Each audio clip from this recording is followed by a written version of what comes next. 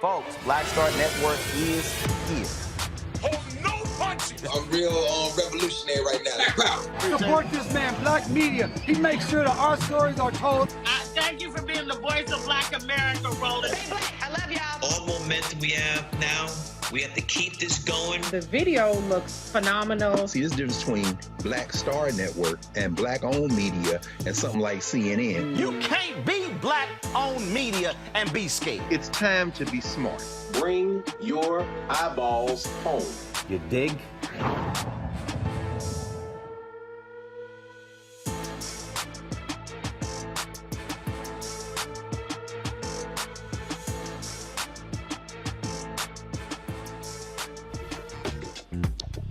Today is Wednesday, July 20th, 2022. Roland Martin Unfiltered, broadcasting live from Birmingham, Alabama, where we are here covering tomorrow's SWAC Media Day.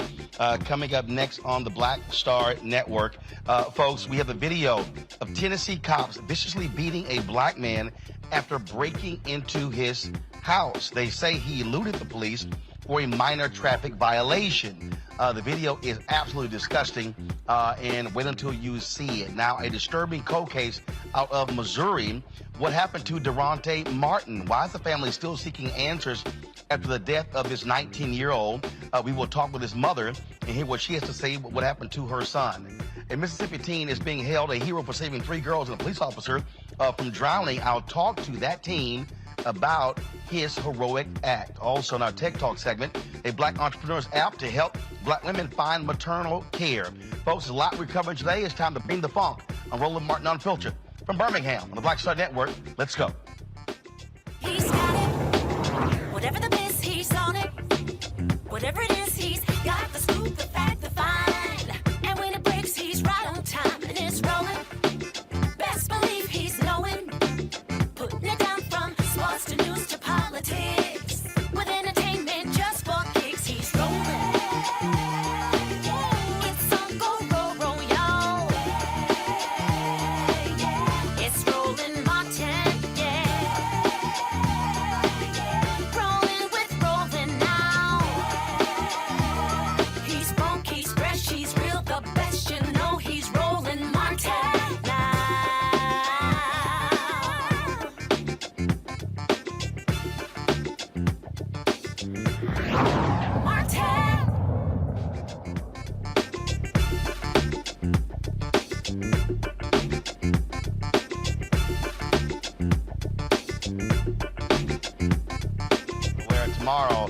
Southwestern Athletic Conference will be holding their media day. All of the team representatives will be here, head coaches, and so we look forward to chatting with them. We'll be live streaming tomorrow right here on the Black Star Network, and so always glad to be here in Alabama, where my frat brother Randall Woodfin is the mayor of the city, and hopefully we'll catch up with him while we are in town. Lots of news that we want to cover, folks, and just some amazing and shocking stories that we have to cover. First of all, let's go to Tennessee, where a Tennessee family, they want answers after video showing cops breaking into the home and brutally beating a 25-year-old black man goes viral. Now, folks, the video is quite disturbing. Brandon Calloway was a DoorDash driver, and cops say he went through a stop sign, 32 miles an hour, 20 mile an hour zone.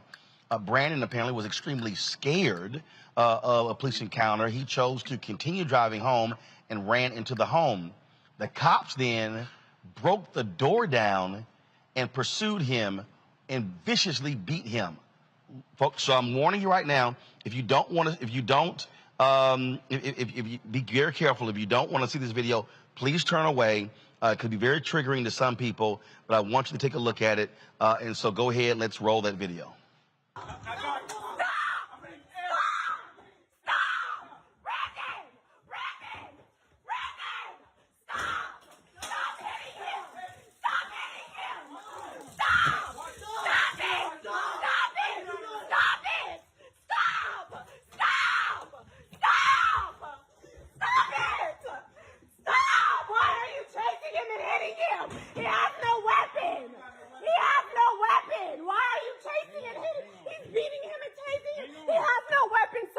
There's no weapon. They're being aggressive. I have all of this on video. Okay, no, I need to record this. No, yeah. You will not. Don't put your hands on me. Do not put your hands on me. I don't know if he's in here or not, but I heard the door slam. What we got? Bring me my phone, Zaria. I need to call my mom. I need to call his mom. Get on the ground. Get on the ground. Look how they're doing him. I'm bleeding. Hurry. Stop hitting him. Stop. Brandon, stop resisting. Brandon, just stop resisting. Just stop. Just stop. No.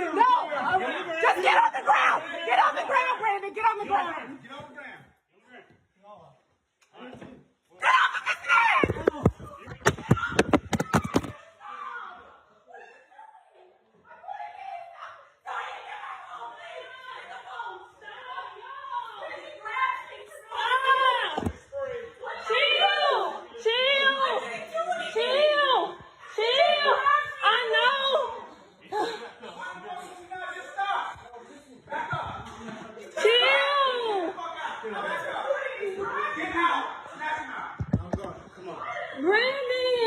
Listen. EMS to this location. I'm cool. You're taking him. I'm cool. Come on. Bro, listen. No, you ain't cool. I didn't do nothing. That's what I'm saying. Now, folks, this took place in Oakland, Tennessee. Now, on Saturday, police say 25-year-old Brandon Calloway failed to stop at a stop sign and was driving 32 miles an hour in a 20-mile-an-hour zone. Officers claim that when they tried to pull him over, he refused to stop and instead drove half a mile to his home and started running into the house, they said, reaching into his pockets. Calloway faces charges of evading arrest, resisting arrest, disorderly conduct, and speeding. The Oakland, Tennessee Police Department has not commented on the pending case, but the Tennessee Bureau of Investigation, they are now investigating. Calloway's attorney, Andre Wharton, will join us tomorrow right here on Roland Martin Unfiltered. I saw this story earlier because Brandon is also a member of Alpha Phi Alpha Fraternity Incorporated. I'm a life member of Alpha, and I was talking today earlier with our general president, Lonzer, and he said they have been in contact with Brandon as well as his family and are involved in all of this. And so this video, again, has been spreading like wildfire all across social media today. We're joined now by Robert Patillo, Executive Director of the Rainbow Push Coalition, Peachtree Street Project. Monique Presley, legal analyst and host, Make It Make Sense with Monique Presley. Dr. Jason Nichols, senior lecturer, African American Studies Department, University of Maryland, College Park. Glad to have all three of you here. Robert, I'll start with you. Your assessment of this video, the circumstances here. There are people who say the cops were in the right to bust down the door, that Brandon Calloway broke several different laws. Your thoughts? Those are ridiculous arguments. Let's understand that even if everything that they accused him of was true, that still does not give them the right to brutalize an individual. We've seen in recent months the Buffalo shooter, for example, murdered dozens of people, and they've caught him sitting down and were able to take him to custody without incident.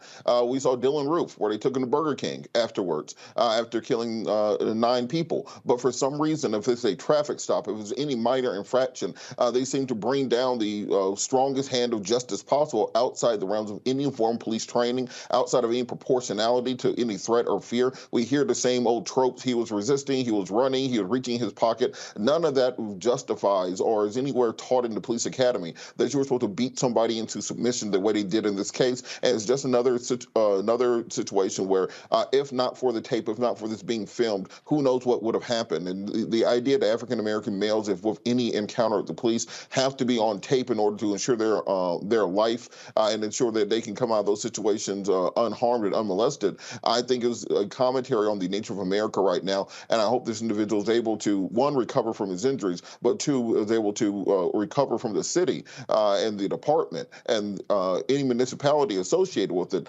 able to recover monetarily for what was done to him. Monique, your assessment? Yeah, I hope they go to jail. I'm tired of this. I am not certain. When you say they, you mean the police? Pardon? When you say they, you mean the police? Yeah, the police. Because I agree to a certain extent with Robert's assessment regarding there being no justification for them being in the home, but I actually think that is the place of the most egregious breaking of all protocols and laws. What they did once they were in the house, which they shouldn't have, that's assault, that's battery. But I'm interested in under what possible justification, other than the lie they no doubt told about him reaching, and then you hear, there's no weapon recovered, et cetera. This is a traffic infraction. And this is something common that people go to safety, but they still then have to follow whatever their protocols were at that time, whether it is knocking, whether it is ascertaining who owns the home. They obviously did not believe that the people in the home were in danger, or they wouldn't have just gone in there like rodeo cowboys the way that they did. So there along the lines are repeated multiple instances where they have abandoned protocols, proper guidelines and procedures, and where I believe that it'll be proven that they broke the law. So they should immediately be on administrative leave pending investigation. And then there should be steps taken by their chain of command. And obviously the young man already has an attorney, so they will handle that civil side. But on the criminal side of it, where these police officers think you don't have the right to tell them no, you don't have the right to leave, you don't have the right to seek shelter, it's false and it is criminal. Jason, as I unpack this, as Monique said, it's a traffic violation. They literally pursued him as if he beat somebody or shot somebody. And then, again, what Monique just said, so you bust into the house, you don't know what's on the other side of that door. You have no idea. And you're pursuing him. He's in the house. He's not going anywhere. That's where police could have simply stopped at the door and said, sir, we need you to come out. The house is surrounded. But to tear the door down, race up the stairs, grab him by the neck, and beat him, because of traffic violations. Yeah, I think the part that really made my heart jump was when the police officer put his foot on his neck when he was already down, and he had another very large human being on top of him, and he was a very small human being. And I believe at that point he was cuffed. Like, they weren't even cuffing him, if I'm not mistaken. I could be mistaken about that. I don't understand, I mean, going 10 miles or 12 miles over the speed limit, how that, first of all, justifies that many officers. I don't understand that. But I agree with everything else that's been said. When he ran into the house, I'm not so sure that gave. I'm sorry. Oh, I'm sorry. I thought somebody had said something. I'm not sure that was, justification to enter the house with guns drawn. They did not witness him, even by their own admission, with a weapon. They just saw a man running into his own home after a minor traffic violation. I think you're right about them surrounding the house. Again, I'm not an attorney and I'm not a police officer, but one thing I can tell you is I have not only a doctorate in American studies, I have a doctorate in common sense. And one of the things that I can certainly recognize is that it doesn't seem like that level of force was justified, I'm not certain they were justified to even go inside the home. So I agree with what Robert said and what your other guest said, that they should, have established a perimeter, made sure everyone else was inside was safe. They certainly didn't make the people inside safer going in there with guns drawn, running in like cowboys, running after this young man. I also, in an investigation would like to know, more context for, what was happening in terms of what the young man, what was going on in that space where we didn't see with the camera. How, did he end up bloody like that? I mean, we know he was hit by the police, but we didn't see what occurred there. And I think that's going to give the police a little bit of plausible deniability and say that he had swung on them, or he, was resisting in some sort of violent way, or he picked something up. Unfortunately, or hopefully there's body cam footage that will show us what happened inside that room while his relative or friend was outside with the camera. And Roland, one thing I think we have to look at is, where was this same energy in Uvalde's? Where you have 300-400 officers, you have them standing around in hallways, not going inside, not wanting to make a scene, where you have an armed gunman, an actual armed gunman who was murdering people, and they took no action, versus somebody running a traffic stop, going over the speed limit and running to their own house, and they chased him around that room like an animal. They literally looked like they were chasing some small animal, swinging a stick at it, grabbing it by the neck, putting their foot on it, trying to hold it down and restrain it. And so this idea that this is proper police protocol, look exactly what he did in Uvalde's, to your point about setting up a perimeter, diffusing the situation, finding out are there other armed individuals, ensuring that there's no other person's lives in danger. Instead of doing all that, all the stuff they did in Uvalde's, when it is a black life, when there's a black man in question, you break down the door immediately. You chase him around like a cornered animal. You put your foot on his neck and you drag him out bloodied. We cannot continue to ignore this in America. It's time for federal legislation. And if you're looking at those senators who are holding it up, that's why we have elections, because it's time to make sure we make a change. We cannot continue looking at this footage our entire lives that we have for the last several generations. And of course, yeah, police department not responding. But I'm just still struck by that video of them busting through the door,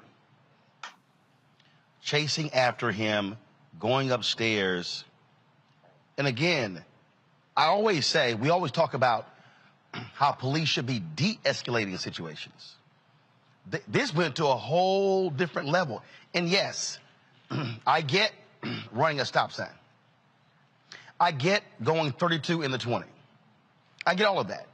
I get not pulling over and driving half a mile and then jumping out of your car and running in your house.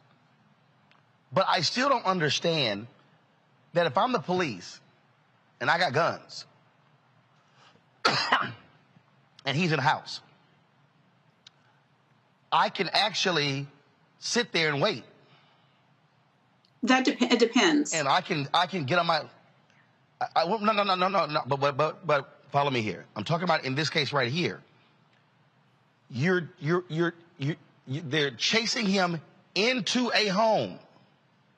We always hear police talk about how unsafe things are, but I'm just trying to understand here how do you go from what he did to what happened? That to me makes no sense whatsoever. Right. And so the things that we don't know that are going to have to be known.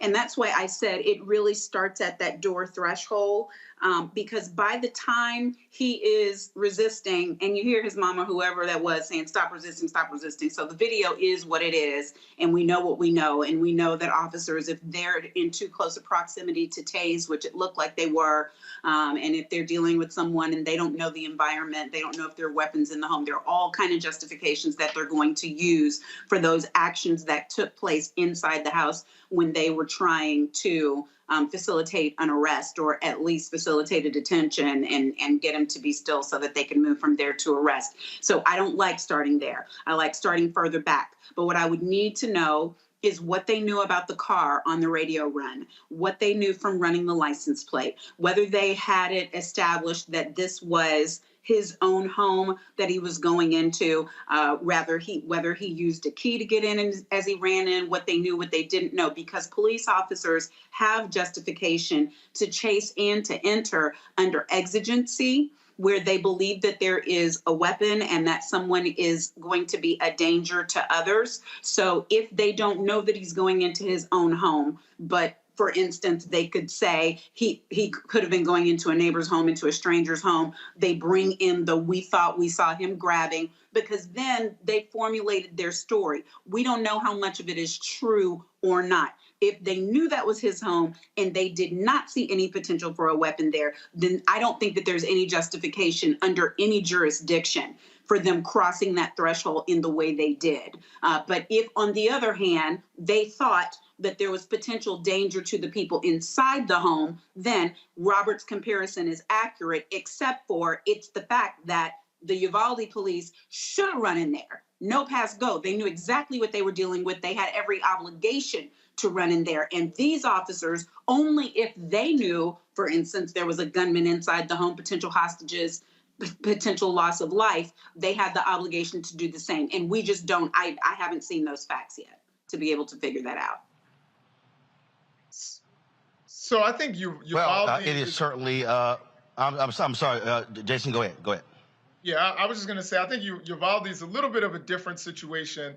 And I think for the reasons that people stated, number one, they had already had reports that people had seen a weapon, and then they heard gunshots and didn't go in. But establishing the perimeter, I don't think people are upset about that. But once they started hearing gunshots and getting more 911 calls and still taking no action, and you had several different police units there, from DPS and all of that, and them still, as a collective not doing anything, I think is what has everyone outraged about Uvalde. I think this situation where no one saw a weapon, even the police by their own admission said they thought they saw him reaching, but they didn't see a long gun or anything like that. They saw a man running into, presumably, and again, this is probably making a little bit of an assumption, but as was stated, they probably ran his tags. They probably saw that was his home where he lived. They saw him running into his own home, and from what they saw, he didn't have a weapon. I personally would assume, that would not necessarily lead to the exigence that Monique just stated, but I think they're definitely going to use that as an excuse. But the excessive brutality, to me, is, what we didn't see on the camera. We didn't see in that room when he was bloodied. I don't think he got bloodied before that point. I think it was after that point. And I think that's the thing that's going to be difficult legally, is we see how, he was severely injured. He was cuffed later, and we didn't necessarily see what happened there. And I think if there's no body cam footage, I think that really puts him in a difficult situation.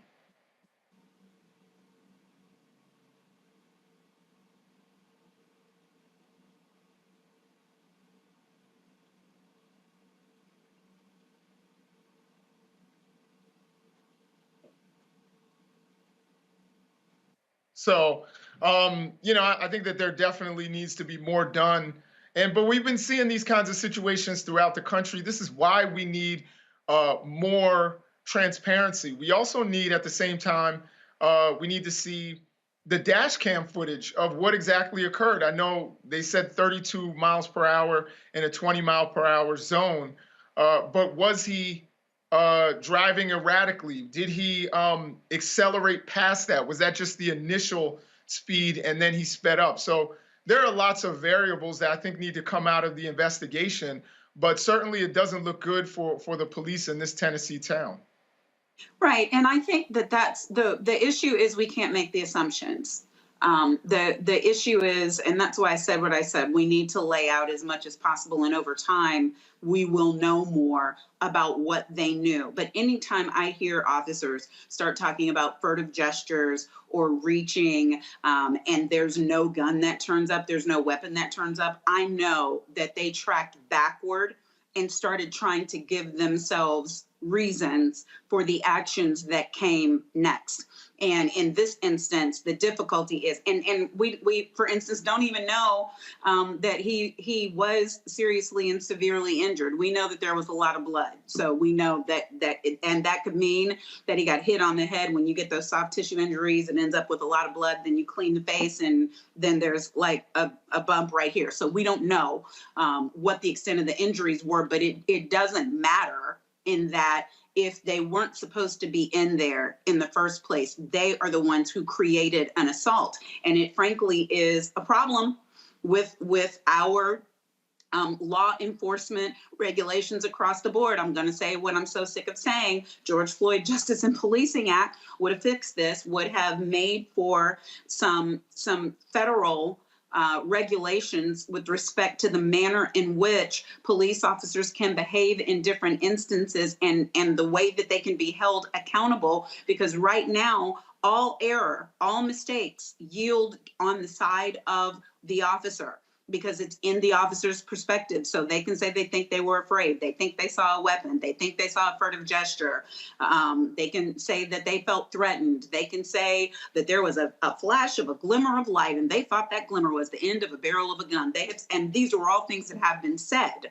And so they can say these things and then they end up justified in their actions, because what do you counter that with if the only thing that you're looking at is what would be reasonable for the officer? And that's why Vice President Harris, way back when she was Senator Harris, was saying it should be what is necessary. The standard should change. So President Biden did what he could by way of executive order, changing those standards as it relates to federal law enforcement officers. But where we have these cases where it's state, municipal, local law enforcement, and they really, that looks like something ridiculous and from the Wild Wild West. And if you look at this home, if you think about this family, it's not just this one individual who's traumatized. You've got a young girl in there who is screaming and looking at a family member she obviously loves, just calling his name as he's being taken away. You've got a mom who is just hysterical. You've got another family member that's running up the stairs with no clothes on. And think about it. They didn't know anybody was coming that day. The home is spotless. This is a nice home. All intents and purposes, a nice family. He's coming into a place that he thinks is supposed to be safe. And they breach the threshold. They breach the threshold of safety and, again, abandon all protocols. And it will really be up to them to show that it was, one, necessary for them to do that, and two, that they did not do that having the kind of information that should have led them to make some different decisions. And Jason, just kind of to clarify the point I was making with the Uvalde's comparison, is that the response that we saw in Uvalde's is the response we should have saw in this case. The response we saw in this case is what we should have seen in Uvalde's. That the amount of effort, the amount of just sheer violence and aggression those officers used in this case, that's what we expected to see in Uvalde's when we heard those children being massacred in that room. I expected to see them kicking in the door, breaking it in, swinging sticks, doing whatever it takes to subdue the person. Clearly they have the ability because they did it in this case, but when you're talking about somebody going 10 or 12 miles an hour over the speed limit and then driving a half mile, I would have expected, okay, we'll sit here, we'll wait for command and control, we'll set up a perimeter, we'll talk to the individual to find out what's going on, we'll determine if there's anybody in danger inside or if there's any additional weapons, and at that point, we will try to make contact and de-escalate the situation instead of going in like they were some kind of animal control group trying to get a possum out of somebody's living room. Because at the end of the day, there has to be some level of human rights associated with an individual, and it does not appear that this police department had any interest in doing so. Secondarily, we've talked about the issue of mental health when it comes to policing, and that for some reason mental health in black men is never recognized. If you look at that video really slowly, just every time they flash the victim's face, that boy is terrified. You can see the horror in his face. You can see in his eyes and his brain playing through all the tapes of George Floyd, all the tapes of Ahmaud Arbery, all the tapes of Tamir Rice, and wondering if this would be the end of him. So for the people who are saying, well, why did he resist? You can see that this man is going through a crisis, and instead of being put in a chokehold, instead of being beaten with a stick or a foot being put on his neck, he probably needed to talk to a crisis manager or to a mental health expert who could explain to him and talk him down that he was not in danger. He was only being charged with a misdemeanor for a traffic offense, as opposed to simply escalating it to this level. So until we can reform police training where they can recognize that African American men can have mental breakdowns, can panic, can be in a situation where they don't make the right decision, but that also does not justify this level of police brutality against an individual. Until we can get to that point, we're going to continuously have this happen over and over again. We would love to have federal legislation on this, but that is not going to be realistic right now. But what we can do is change our state and local methods of dispensing law enforcement. We can go to our county commission. We can go to our city councils. We can make sure that whoever, that the mayor or whoever's in charge of hiring and firing the police chief makes those changes. And we have to do it city by city because we cannot count on the federal government right now. Well, again, what we continue to see are, again, story after story after story after story. And so we're going to talk about a story coming up next out of Missouri for the family still asking questions about how a young black man died there. Folks, you're watching Roland Martin Unfiltered on the Black Star Network, live from Birmingham, Alabama, site of the SWAC Media Day taking place tomorrow. We'll be back in a moment. I'm Deborah Owens, America's Wealth Coach, and on the next Get Wealthy, have you heard that it's not how much you earn, but how much you keep that matters? Well, the secret to building wealth could be hidden in our tax code. That's right. Joining me on the next Get Wealthy is someone who calls herself the gatekeeper to the IRS.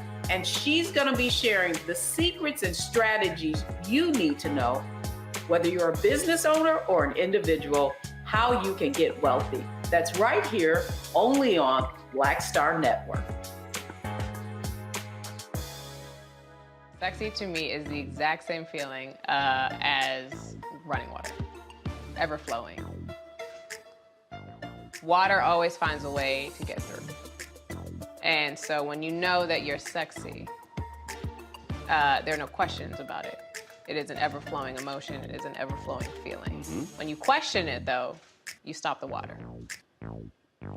I struggle with this a lot, mainly because I've been told what sexy should look like, what it should feel like. As a model who did Sports Illustrated, you're told that this is what sells sexy, but then you travel the world and what's sexy to one person is not sexy to another person. I'm more of a mindfuck kind of person. How can you stimulate the brain? Mm-hmm. To me, that's sexy.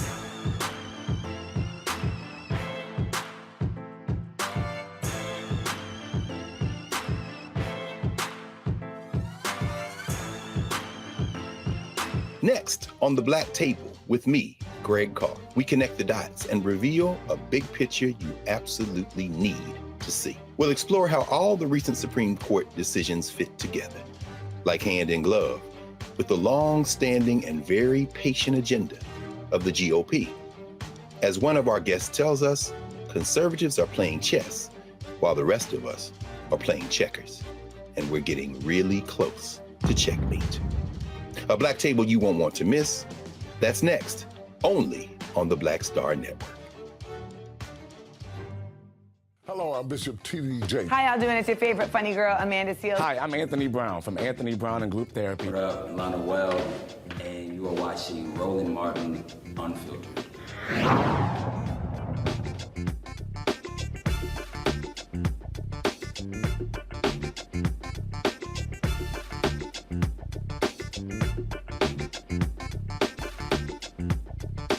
Black Star Network, we are here in Birmingham, Alabama, covering the SWAC Media Day. Today is a setup day. Players and coaches are arriving as we speak. And so we look forward to interviewing many of them tomorrow, getting ready for the upcoming season. We've got, of course, Deion Sanders returning as Jackson State head coach, getting all the headlines. But Hugh Jackson, former NFL coach, he is the new head coach at Grambling State University. Privy University has Bubba McDowell, former NFL player. And so a lot of new faces, and so a lot of things to talk about here in Birmingham for SWAC Media Day. And we look forward to bringing all of this to you right here tomorrow on the Black Star Network. All right, folks, let's get back to today's news. Steve Bannon is on trial. Remember, he's the one who refused the January 6th committee's subpoena. Well, guess what happened, y'all? First of all, the prosecution is already arrested.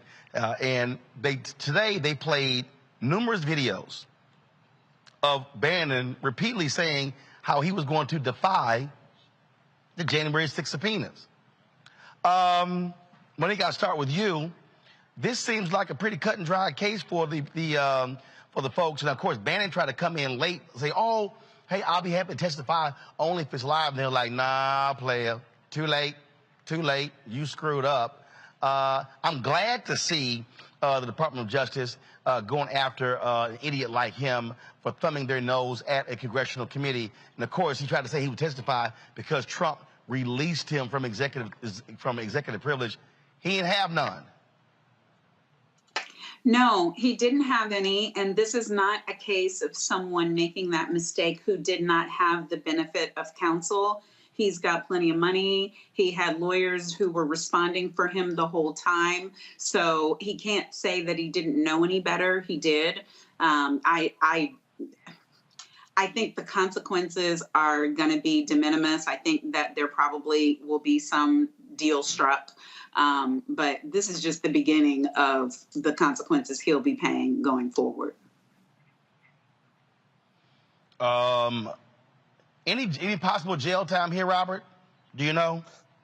Unlikely. Let's remember that despite the fact that Steve Bannon admitted to everything that he did on camera, let's be for real. What he's charged with, violating subpoena, lying to Congress, failing to testify, those aren't going to really. We're talking about putting him away under the Espionage Act or under treason or something along those lines. What Steve Bannon is doing, he has the calculated risk that, guess what? Whether or not whatever the penalty that I have will be less severe than the penalty for rolling over and incriminating President Trump. The only reason that he wanted to testify live was President Trump wanted somebody to go to the Capitol and defend him, to present the counter argument, to present the pro-insurgency argument during the insurrection. And because nobody was doing so, President Trump, quote unquote, released him from executive privilege so that he could go and put on a show for President Trump to get some counter programming out there. The committee did not fall for that. So Steve Bannon understands that even if he did go to jail, let's say it was for 30 days or 60 days or 90 days, then he'll come back to his radio show, his podcast, and everything else that he has, and his media empire and the money he will make will be even more. So the benefit for him is on staying loyal to Trump, not on being on the side of the American people or the truth. Jason. Yeah, I agree with Robert, particularly with that last point about, if you've ever met people who watch, War Room, and they love conspiracies. They love the idea of the deep state, that there's some sort of, huge bureaucracy that wants to take down the little guy and anyone who speaks out. So I think, honestly, if he actually did jail time, that would actually benefit him in a lot of ways. It would bolster this idea that he's fighting these big invisible powers of the government. And that's exactly the kind of thing that he would want. Now, I don't know he looks like he's done 50 years in jail if you look at him, but when you take his audience and the kind of things that he sells them, I think that they would actually eat that up, that, he's being victimized. You saw how General Flynn became this kind of, figure for this alt-right audience, because he was supposedly mistreated by the FBI and by, the big deep state, as they call it. So I think that this would actually benefit him.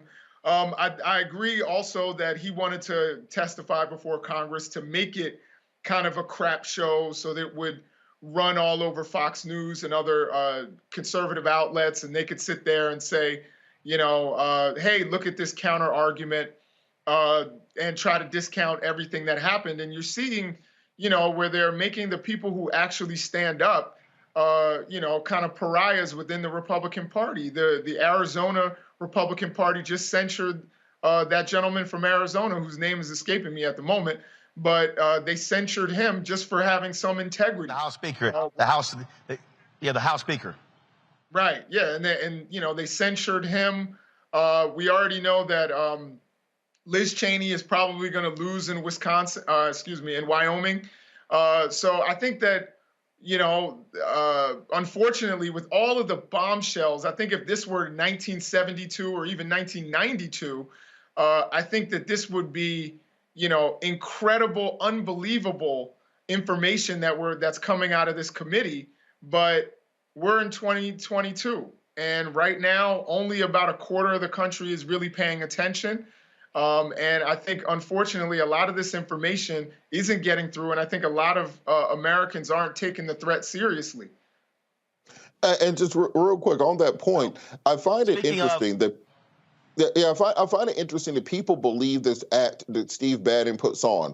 This pro little guy, working class, slub, kind of looks disheveled, looks a little dirty and unkept, like he's just a real working man. When they arrested him for embezzling all that money that they built those idiots out for building the wall, for people who forgot, Steve Bannon was indicted for stealing money that was supposed to go towards building a private border wall. They found him on a $500 million yacht.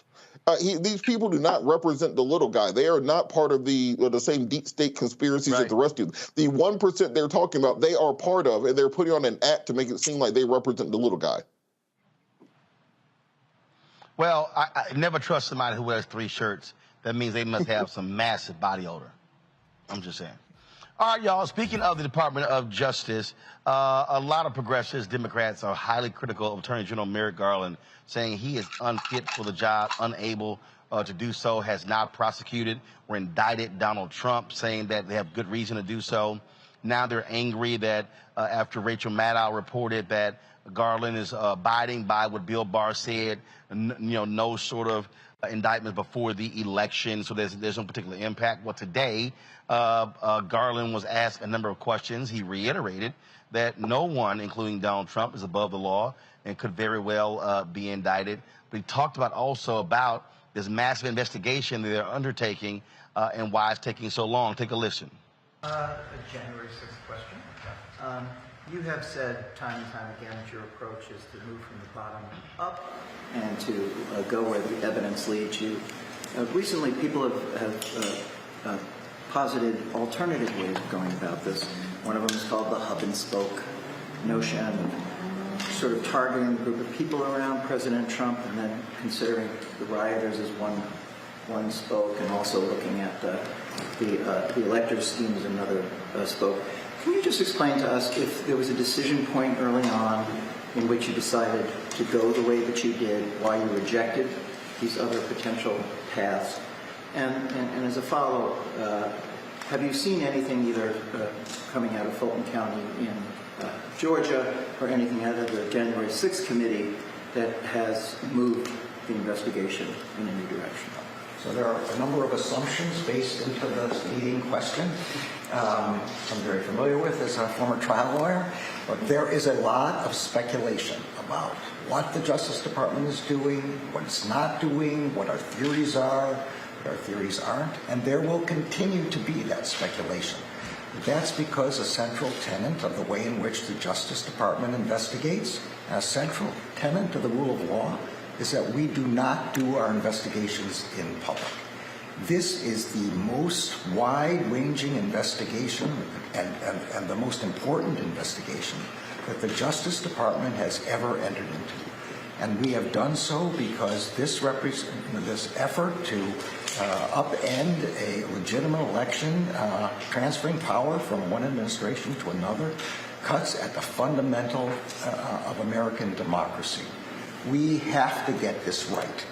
And for people who are concerned, as I think every American should be, about protecting democracy, we have to do two things.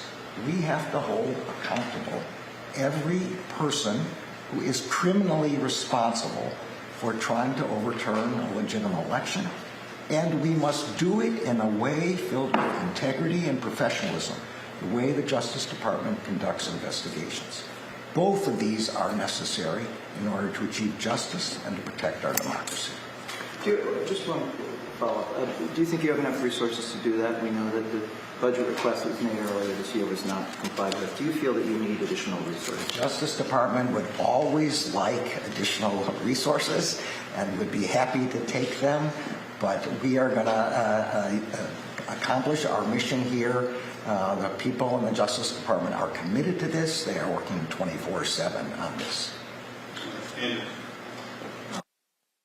I'll start with you. Do you still have faith that Attorney General Merrick Garland is up for this task? A lot of people think he's frankly failing. Whose name did you say?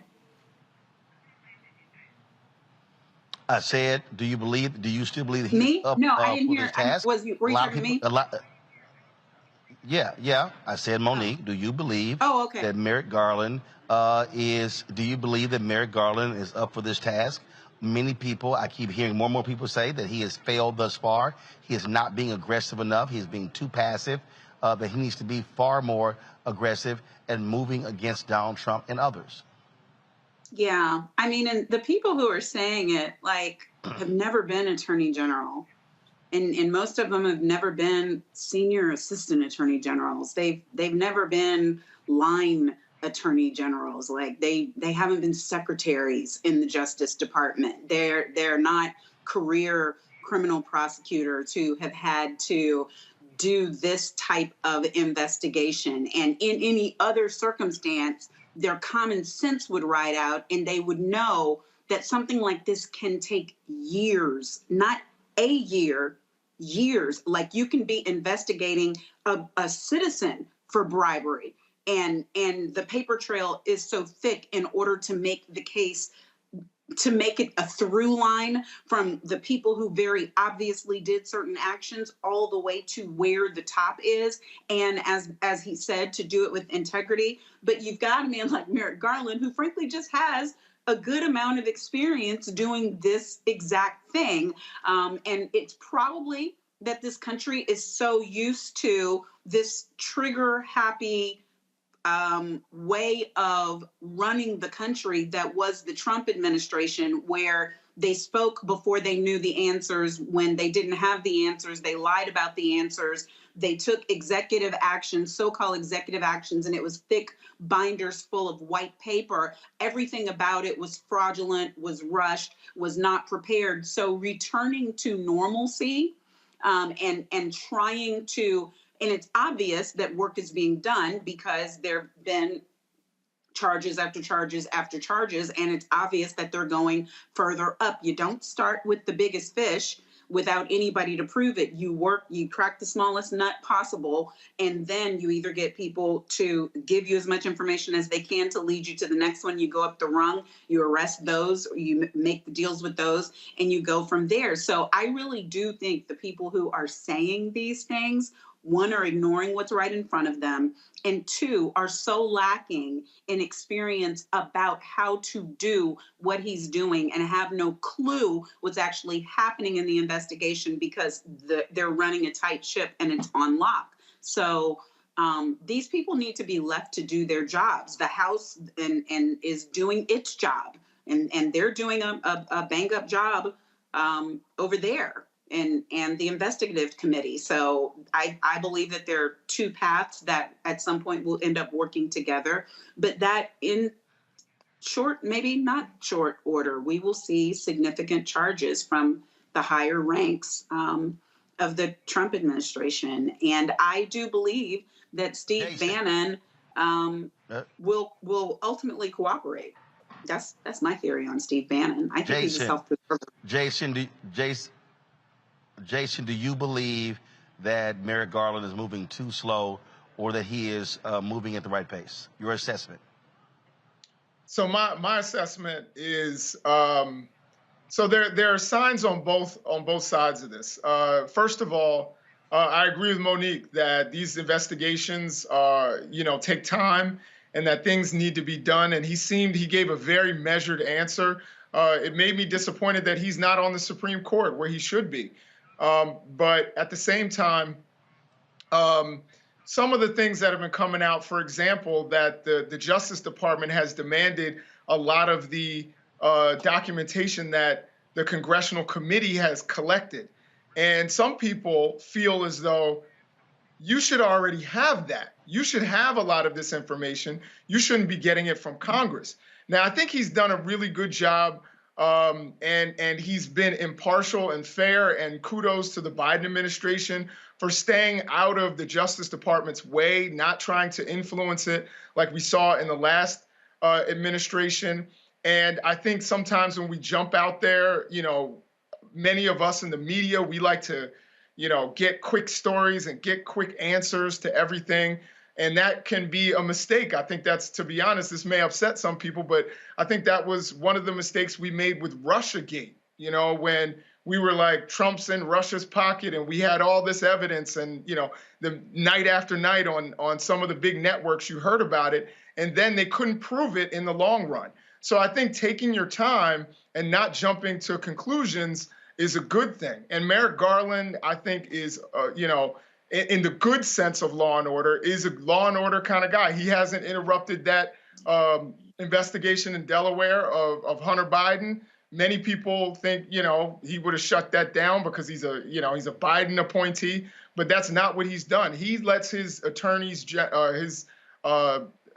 do their jobs and to work these things through.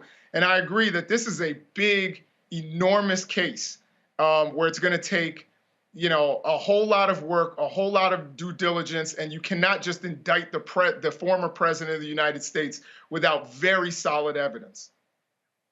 Roland, can I add something? Hold up. After Robert. But Robert, we've had numerous legal analysts say they presented enough evidence already to indict Donald Trump. There's no such thing as enough evidence. Anybody who's ever tried a case always knows that enough evidence is always more evidence. And this idea that you need to speed run this trial, understand this will be the most significant prosecution since the Nuremberg War Crimes Tribunal. We're talking about the indictment and the trial of a former United States president, but not just a former United States president. All of the other people involved in this conspiracy. So his chief counsel, you'll see an indictment with Rudy Giuliani, Jenna Ellis on it. You may see other cabinet officials, maybe the attorney general, chief counsel to the president, General Flynn, on down the line. This could end up looking like the Nuremberg war trials, war tribunals at the end of the day. And so when you're going at a case like that, you can't miss. As Omar from The Wire said, if you're going to come for the king, you best not miss. Imagine what would happen if you rushed this and, as Jason said, ended up not being able to secure a conviction in the case. You've just set the country up for a civil war at that point in time. You already have about a third of the country that wants to succeed at any point in time, and the idea of their president being prosecuted and then acquitted at the end of the day might set them off. So you need to take every moment that you can, gather every piece of evidence. If you're going to go to trial with President Trump, you need to make sure that you have that conviction ready, lock, stock, and two smoking barrels. And right now, Merrick Garland is saying, I'm waiting until I get all of the information in. I do not want to rush this, because if I am wrong, that could indeed destabilize the very fabric of the country. So by all means, take your time on this one. Okay. Monique, real quick. Yeah, I was just going to say, people assumed that the reason the Justice Department wanted the information that the Congressional Committee collected was because they didn't have that information. But it's really, in any number of circumstances, the fact that they want to make sure that what was said to Congress is the same as what was said to them. Because I can name quickly at least 10 people who we've seen testimony from in Congress that also spoke to the Justice Department, like way last year, spoke to them and continued to speak to them. So it's not a question of the Justice Department not talking to everyone they need to talk to. If they learn of somebody new, that's different. But they're looking at two different things that are both, one that's under oath and one that may have been just speaking by cooperation, and trying to see if there's more there, or if lies have been told, or if a perjury charge is possible, or if there's different information or follow-up. So people just, the Justice Department is doing this job. I got to end this. Okay, I got in this conversation right here because I got guests here holding. I'm going to take a real quick break, come back. We'll talk about this case out of Missouri that is very strange, folks. A young black man who died last year. Family still trying to figure out what the hell happened, what's going on here. You're watching Roland Martin Unfiltered on the Black Star Network. We're all impacted by the culture, whether we know it or not. From politics to music and entertainment, it's a huge part of our lives, and we're going to talk about it every day right here on The Culture with me, Faraji Muhammad, only on the Black Star Network. I'm Chrisette Michelle. Hi, I'm Chaley Rose, and you're watching Roland Martin Unfiltered.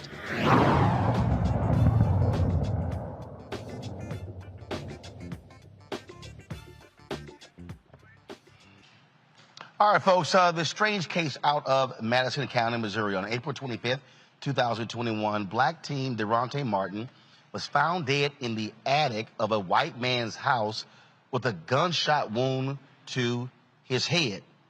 The homeowner is a man named James Wade, who is said to be a known white supremacist. The local coroner quickly ruled his death a suicide. After months of his family's questions and the completion of a second autopsy, an impaneled jury concluded that Derontae's death was the result of violence, not suicide. It's been a year, and no one still has yet been held responsible for Derontae's death. The family wants the Department of Justice to get involved in finding out what happened to Derontae Martin. Katie Ryan is the chief of staff for Campaign Zero, and Erica Lotz is Derontae Martin's mother. They join us now to break down this quite disturbing story. First off, let me ask you this, Erica. Yeah. So, did Derante know this man, James Wade? No. He did not know James Wade. Okay, so Derante doesn't know this guy. So, how in the world did Derante end up in the guy's attic? Derante went to the house with a friend of his who lived there at the house. Okay, so a friend of Derante's lives at this house.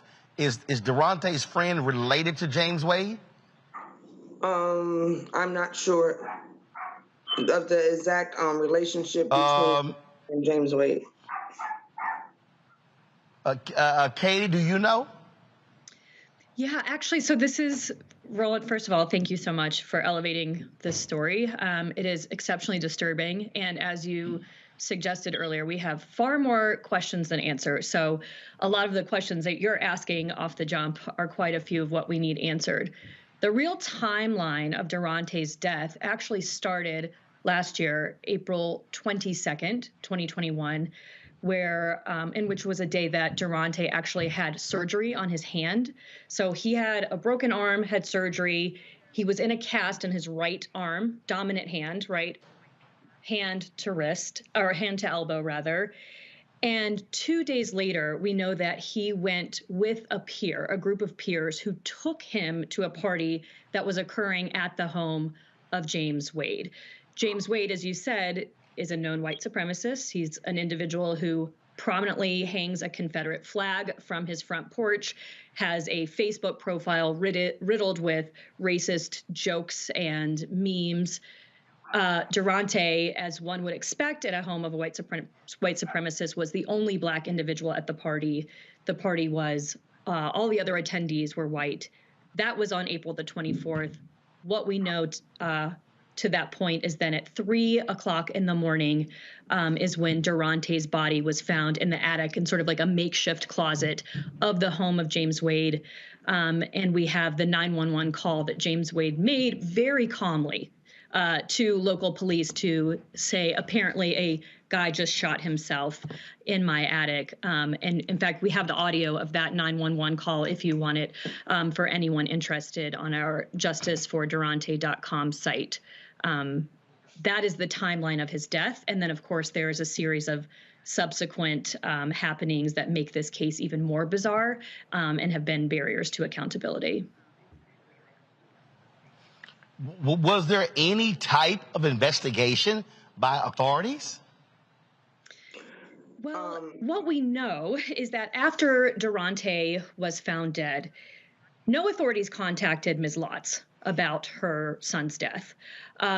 Within 24 hours of his killing, a coroner had already conducted an autopsy, embalmed his body without Ms. Lotz's permission, ruled the death as suicide. Ms. Lotz only spoke to authorities, the local sheriff, 2 days after his death on her, because she initiated a phone call. She called and spoke with the sheriff who said they could provide no information.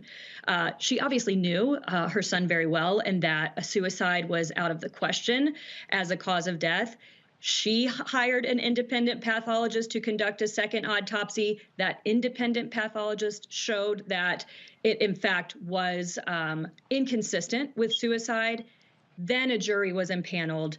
That jury determined the cause of death was violence. It was not suicide. That was supposed to spark a second investigation, moving from the sheriff and into the hands of the Missouri Highway Patrol. So hold on one second. So hold on one second. I'm trying to, again, I'm following here. So, Katie and Erica, you're telling me that a jury was in panel. Was that a grand jury by the DA? Yes. Yes. That's yes, sir. correct. Okay. So the DA, so the DA impaneled a grand jury. The grand jury said it was violence. Death by violence. Has the DA So the DA hasn't indicted anybody? No, Roland, to this date, 0 arrests have been made in the case of Derontae Martin. Okay. Hold on. I'm sorry. Okay, I'm confused. I'm still confused here. The DA impaneled a grand jury, correct? Yes, of 6 members. It was the grand jury came back and said death by violence, correct? Yes, sir. Yes, sir. And go ahead. I'm sorry. Yes, sir. They told me that it was death by violence, and they pretty much are going to leave it as a suicide. Okay, wait a minute. Okay, I'm again, I'm not a lawyer. I've covered enough cases, and I'm Katie. I'm absolutely confused here. When a DA impanels a grand jury, and the grand jury comes back and says death by violence, normally a DA indicts somebody or somebody gets arrested. Are you saying that the DA hasn't indicted anybody? This guy hasn't been arrested? Nobody's been arrested in a year? No. Yeah, so what's interesting about this case, and I think specifically, this is specific to Missouri state law, was that the jury was impaneled because of a coroner's inquest. That jury was essentially to review all of the interviews, review the outcomes of the autopsy, and then draw the conclusion if it was plausible that this was death by suicide or death by violence. Their determination that it was death by violence is what triggered then the case moving out of the sheriff's department and then being reassigned to the Missouri State Highway Patrol, which is the way that the investigatory bodies sort of begin to escalate in the state of Missouri. So the case moved to the Highway Patrol. The Highway Patrol, in theory, investigated. Ms. Lotz has been provided with very little information. All that we know is that the case has been closed, that they determined also it was suicide, that no arrests were made, and that there are no charges being brought against anyone. Wow. So, Erica, that's it? That's just their whole deal is sorry? Yes. They didn't even say sorry. I asked Sheriff Katie when I spoke to her about, could she tell me what happened? And she told me she couldn't tell me anything. And I said, so the only thing you can tell me is I have a dead son. And she told me exactly. There are multiple things happening in this. Katie, go ahead. No, I was just going to say there's just at every turn and with every sort of body of law enforcement that this case has moved through, there has been inconsistent work, to put it lightly.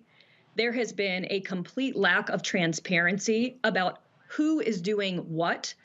And there has been, quite frankly, like a level of cruelty and callousness that Ms. Lotz has encountered. She has been told both by the sheriff and then by an officer within the Missouri Highway Patrol that the best thing for her to do was to accept the fact that her son committed suicide, which makes no sense given the fact that, again, to revisit, he had just had surgery on his dominant hand. So he was in a full cast. He was at the home of a known white supremacist who, and Roland, this is going to blow your mind, this is the second individual at this man's property who has allegedly died by suicide. There was another man named Nicholas Lowry a few years prior whose body was found at James Wade's property, shot in the head, and the coroner ruled it a suicide as well. So we have a pattern of behavior here. Was Nicholas black? No, and it sort of, I think that makes the a little bit more interesting, the story a little more interesting. He had closer ties or relationships with James Wade, and it just sort of goes to show that there might be a level of comfortability of covering up crimes at this particular individual's house. Well, I literally just astounded. Certainly keep us abreast, Erica and Katie, what happens. We certainly would do our part to elevate this. Let us know if there are going to be any public rallies or demonstrations or anything around this case, because it's certainly it's a lot of folk I got questions for. Yes, sir. I'm telling you, I mean, here's the thing, Roland, we are really sort of like, we don't want this to be the case in which another black man in southern Missouri dies and we just accept what people are saying is true. right? But that we are challenging this in a very loud, vocal, and public way. We want to drive people to the site, justiceforderante.com. We would love to see the federal department get involved to have this case completely moved out of Missouri so that we can have fresh eyes and actually get to the truth about what happened to this young man who was about to live his dream of playing college football, and that we can get Ms. Lott's answers. We can't get her son back, but she certainly deserves peace of mind to know what happened to him. Katie, Erica, I thank you both. Keep us abreast of what happens. Absolutely. Thanks so much for having us. Thank you.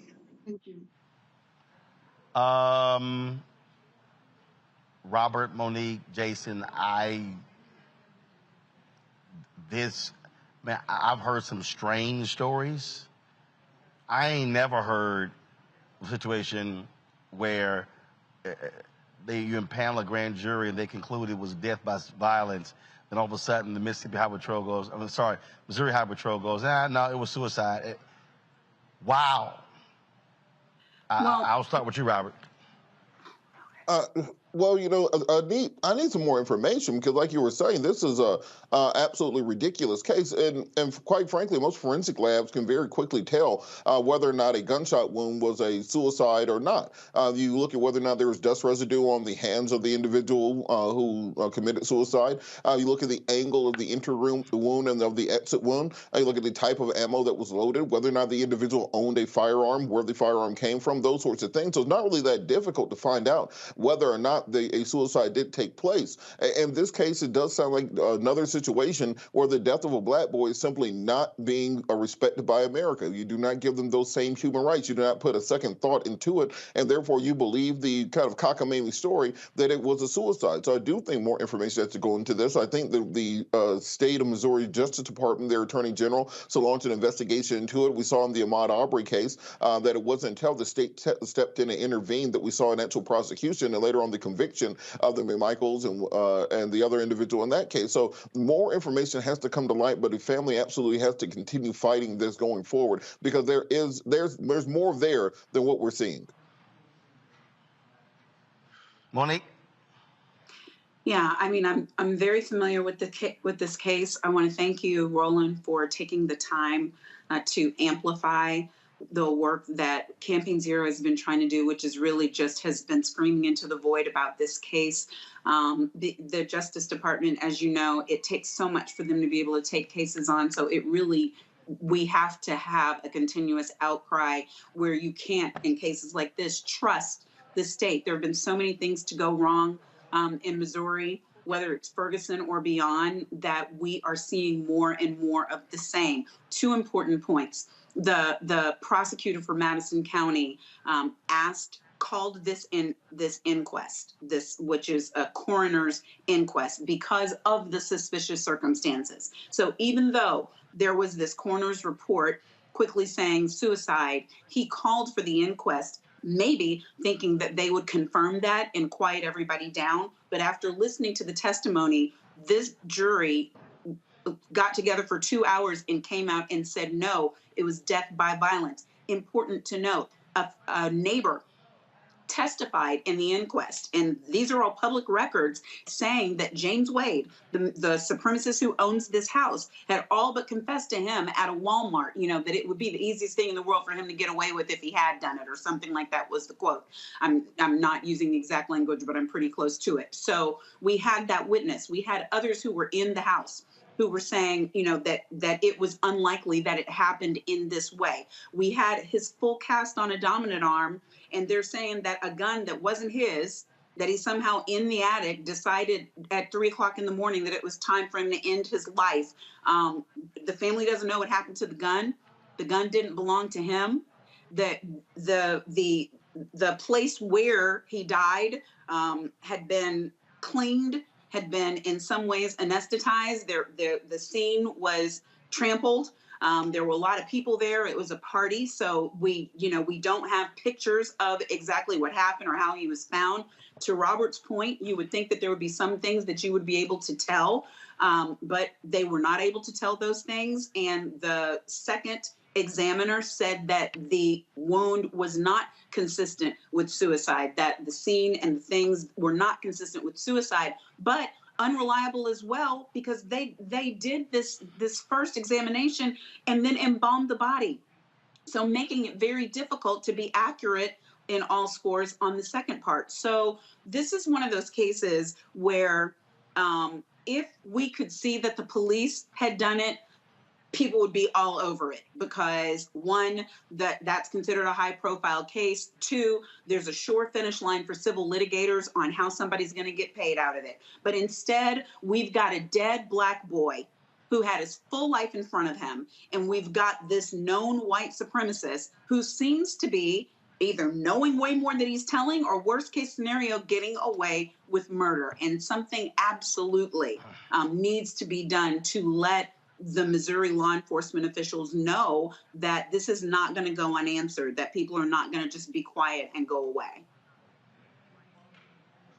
Absolutely stunning, Jason.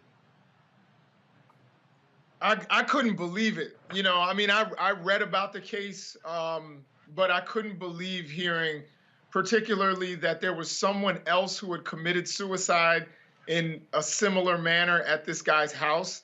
I mean, that's literally the same, you know, probability as getting struck by lightning 3 or 4 times.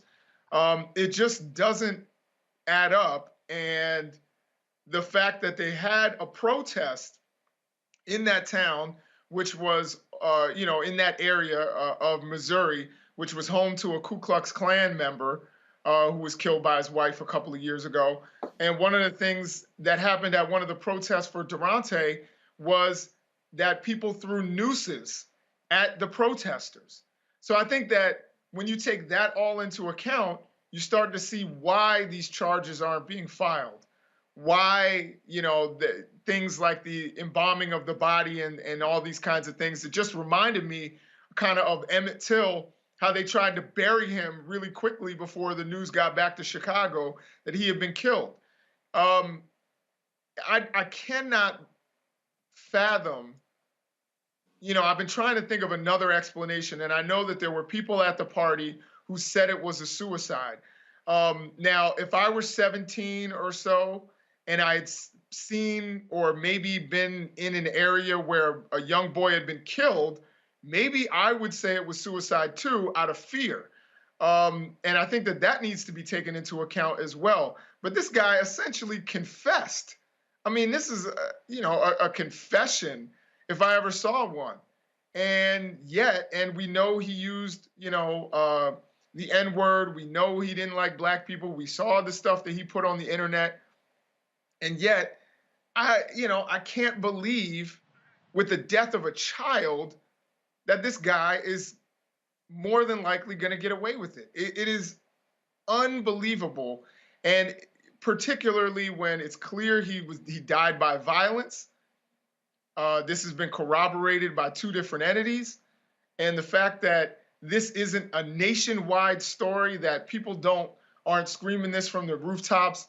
When you Google it, a couple of mainstream outlets have, 1 or 2 articles about it, but it's not something that you're seeing on CNN or any of these other things. But if something has a little more ambiguity to it, they'll be all over it. But something that, from I think my perspective, looks pretty open and shut.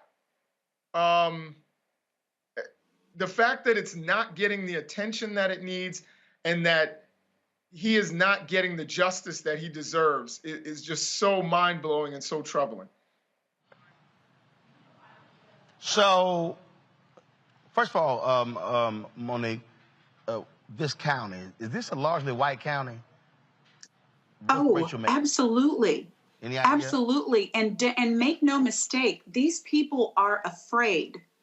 These people are afraid. What was just said about the protesters when they would try to protest being bullied, all kinds of threats, all kinds of intimidation, that is absolutely what is going on here. So basically, when law enforcement is telling a mama, you need to get over it, That really is, and even in the people within Campaign Zero who have been trying to get information and trying to put it out there, so much of the pushback has been people just in fear and not wanting to be lone voices that are speaking up and being left exposed to this kind of treatment for their families. Because there's frankly no way in the world, Roland, that a young white female 19-year-old about to go be a star volleyball player or cheerleader at university ends up dead in the attic at a party, and the entire world doesn't stop and try to figure out what happened. And there's so many ugly layers to this. This is a situation, where a young man had no involvement with drugs, yet they find low levels of meth in his system. And the prosecutor said, well, we could figure out who had meth. We could figure out maybe if someone was lacing something, but that's their job to figure that out. Almost cussed. That's their job to figure these things out, and they are not doing that. There simply is no, okay, I'm just using common sense. Ain't no black high school senior going to an all-white party at the home of white supremacists. First of all, he ain't sticking around till 3 a.m. Second of all, how in the hell he get in the attic? I mean, I've been to many parties, okay? I'm not like, yo, let's go check out the attic. Everything about this case is absolutely strange, and so I hope Campaign Zero continues it. Protest, whatever. We'll keep doing our part, but this is just, I'm literally have no idea what the hell I just heard. That this is absolutely crazy. Who killed Derontae Martin? Folks, there's a website, please go to it. And that's just, wow. That's just unbelievable. All right, folks, gonna go to a break. We'll be back on Roland Martin Unfiltered on the Black Star Network, live from Birmingham, Alabama. Folks, please download our Black Star Network app. The goal is to get 50,000 downloads and 100,000 by the end of the year. And so, of course, Apple phone, Android phone, Apple TV, Android TV, Roku, Amazon Fire TV, Xbox One, Samsung Smart TV. You also can support us with your resources. So please hit us up, folks. Checks and money orders to P.O. Box 57196, Washington, D.C. 20037-0196. Cash App is $RM Unfiltered. PayPal is R Martin Unfiltered. Venmo is RM Unfiltered. And Zelle is Roland at RolandSMartin.com. We'll be right back. Hi, I'm Dr. Jackie Hood Martin, and I have a question for you. Ever feel as if your life is teetering and the weight and pressure of the world is consistently on your shoulders? Well, let me tell you, living a balanced life isn't easy. Join me each Tuesday on Black Star Network for A Balanced Life with Dr. Jackie. We'll laugh together, cry together, pull ourselves together, and cheer each other on. So join me for new shows each Tuesday on Black Star Network, A Balanced Life with Dr. Jackie.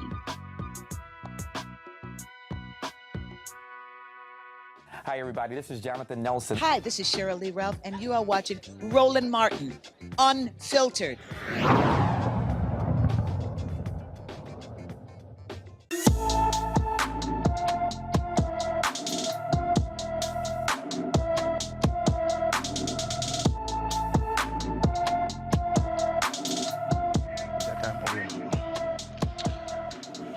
All right, folks, Imani Phillips has been missing from Chesapeake City, Virginia since July 17th.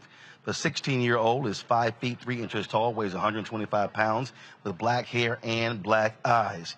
Imani has piercings in her nose and ears, 3 earrings in her left ear, and 2 in her right. She was last seen wearing a short blue crop top and black shorts with tight shorts under them. Anyone with information about Imani Phillips should contact the Chesapeake City, Virginia Police Department at 757-382-6161, 757-382-6161. In Colorado, the Adams County DA judge says the criminal charges for the 5 cops and paramedics responsible for the death of Elijah McClain will stand. Judge Priscilla Lowe said there is sufficient evidence to establish probable cause for each of the counts listed in the grand jury indictment filed with the court on September 1st, 2022. A grand jury charged 5 paramedics and officers with 32 counts connected to McClain's death, including manslaughter and criminally negligent homicide. August 12th is the next court date for the 5 defendants. Elijah McClain died on August 24, 2019, after an encounter with police while walking home. 3 black men charged with a 1995 murder in New York were exonerated after prosecutors found flawed evidence in their case. A judge overturned the murder convictions of Vincent Ellerby, James Irons, and Thomas Malik after prosecutors discovered the case was built on misconduct by lead detectives. Prosecutors found that retired detective Louis Scarcella and his partner verbally fed crime scene details to Irons and Malik while ignoring inconsistencies in their confessions. The men have always stated detectives forced them into making false confessions. Now, folks, Tuesday, Georgia prosecutors revealed that 16 Republicans engaging in a fake electoral scheme are subjects of their investigation into Donald Trump's involvement in the state's 2020 election. Fulton County DA Fannie Willis filed court documents calling the fake electors who signed a certificate declaring Trump the victor of the election targets in her investigation. Willis began the investigation last year to determine the attempts to influence the administration to the 2020 Georgia general election. Several Trump supporters, including legal advisor John Eastman, South Carolina Senator Lindsey Graham, and attorney Rudy Giuliani, received subpoenas to testify. New York Supreme Court Justice Thomas Farber says Giuliani must appear next month before a special grand jury in Atlanta on August 9th and any other dates ordered by the court in Atlanta. Robert, I want to start with you. This is a fast-moving investigation by DA Fannie Willis, and folks like Lindsey Graham have been trying to run away from it. Ain't happening. Yeah, I've tried cases against Fani for years here in Fulton County, and she's an aggressive and a very competent and well put together and prepared prosecutor. And this idea that Lindsey Graham and Giuliani and others had, they can simply flout a subpoena by a grand jury here in Georgia, that doesn't fly. Republicans always talk about states' rights. Well, this is a states' rights situation where you're now under the jurisdiction of the Fulton County Superior Court, and you must reply to it. You knowing the president, you being a senator, does not matter in this situation. And let's understand what they are being tied into. President Donald Trump made a phone call that we have all heard where he literally pressured the Secretary of State to fabricate nearly 12,000 votes and to swing the election towards him. This is the most lock, stock, slam dunk case you can have, where you have the defendant literally admitting to the entirety of the crime on telephone that everyone has heard already. So I think that they should be even if the January 6th committee, let's say it doesn't go anywhere, you still have to look at these investigations going on in Fulton County and in New York City against the Trump orbit, and understand that they are all in some grave legal jeopardy. The last thing they need to be worried about is launching a 2024 campaign, but it seems like they are so myopic, they think the only thing that will keep them out of trouble is if they can get back into the White House and then pardon their way out of it. Monique, when you look at, again, how this thing is moving, when you look at how Senator Graham, first of all, somebody who was a member of the military JAG, he knows better when it comes to subpoenas. They're trying to fight this, but say, dog, y'all made phone calls. And the problem is, you got your own Republicans who are telling on them. Right. Right. And you're exactly right to point out his background as a prosecutor and as a defense attorney before he was a U.S. senator. So he 100% knows better. And this is kind of like a writing on the wall type thing. I think he's just trying to delay what ultimately is going to have to happen. And it is what it is. Lawyer up and get with it. Well, look, Jason, a lot of people keep saying Merrick Garland, do more, do more. It might be these black DAs, Fani Willis and Letitia James in New York, the Attorney General, who may sink their teeth into Donald Trump's ass first. Yeah, I mean, I wish that this was happening in other places as well. Those fake electors came from a couple other states as well. And I wish that, they were trying to pressure state officials in other states. And it looks like the woman in Georgia and the Attorney General in Letitia James in New York are taking this seriously, and they're going after them. The only thing that I would kind of go against what Robert said is that I think you're going to get an announcement about 2024 from Trump probably in September, maybe as early as September. Or October, just to get people excited right before midterms. But I think part of the calculus there is that's when they start the whole witch hunt argument up again. That's where they gather their base and say, look, they're coming after me because they don't want me to be president. Not because I broke the law, not because I did something wrong, but tries to politicize his illegal scheme. And I think it's actually a pretty smart plan. It worked before, and I think it's probably going to work again. I think that's what they're going to do to try to shield themselves from investigations, not only at the federal level, but also some of these local investigations. Get people in Georgia who are Trump supporters. Doesn't seem like he has many because he lost all those Republican primaries, but he has some out there in Georgia. Get them excited and thinking that this is a witch hunt, get the press starting to cover it that way, the right-wing press. I think that's the calculus that the Trump people are using, and that's why they're going to announce early. They're not going to wait until the typical time of after Christmas to announce a 2024 campaign. And Jason, it's interesting because go ahead real quick. All I was going to say is that what Jason is saying, for anybody else in politics, that would sound insane. Why give the other side a political issue that they can use going into the midterms where they can say a vote for XYZ senator is a vote for Trump's return? It'll be the October surprise of all October surprises. And it's just so dumb that I'm sure that's what President Trump is going to do. All right, folks. I got to talk about this story out of Mississippi, where a young man saved several folks from drowning. Corian Evans stepped into action when a car with 3 teenage girls went into the water, and a cop was in distress trying to save them. Folks have been hailing him. We had Corian's signal. Looks like it just went out. So I'm going to go to a commercial break. When we come back, hopefully we'll have the signal taken care of. We'll have Corian right here on Roland Martin Unfiltered from Pascagoula, Mississippi. We'll be right back on the Black Star Network.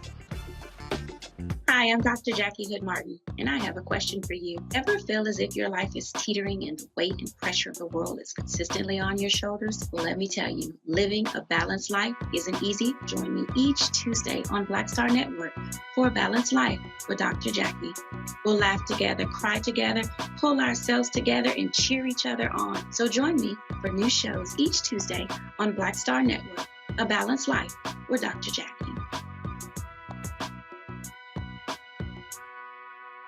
Sexy to me is the exact same feeling as running water, ever flowing. Water always finds a way to get through. And so when you know that you're sexy, there are no questions about it. It is an ever-flowing emotion. It is an ever-flowing feeling. Mm-hmm. When you question it, though, you stop the water. I struggle with this a lot, mainly because I've been told what sexy should look like, what it should feel like. As a model who did Sports Illustrated, you're told that this is what sells sexy, but then you travel the world and what's sexy to one person is not sexy to another person. I'm more of a mindfuck kind of person. How can you stimulate the brain? Mm-hmm. To me, that's sexy.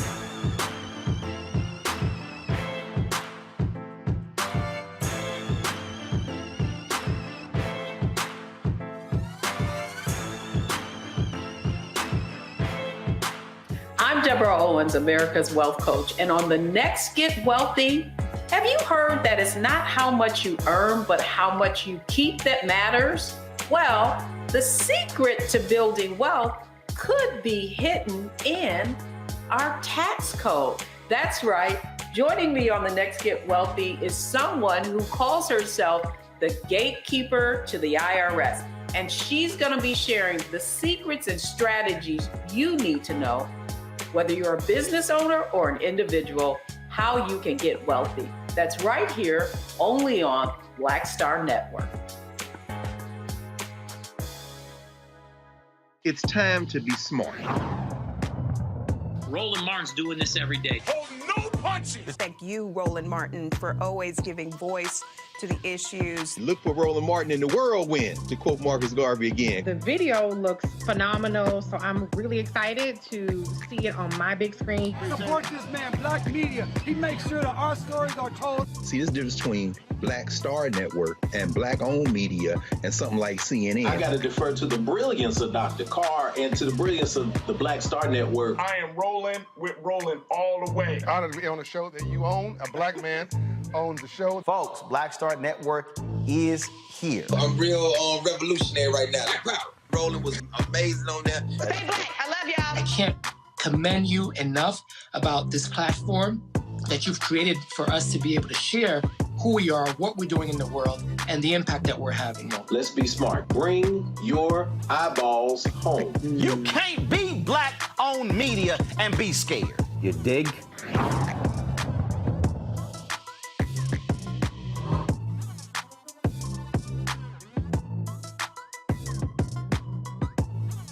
Next on The Black Table with me, Greg Carr, we connect the dots and reveal a big picture you absolutely need to see. We'll explore how all the recent Supreme Court decisions fit together, like hand in glove, with the long-standing and very patient agenda of the GOP. As one of our guests tells us, conservatives are playing chess, while the rest of us are playing checkers. And we're getting really close to checkmate. A Black Table you won't want to miss. That's next, only on the Black Star Network. Hey, I'm Donnie Simpson. Hi, I'm Eric Nolan. I'm Shantae Moore. Hi, my name is LaToya Luckett, and you're watching Roland Martin Unfiltered.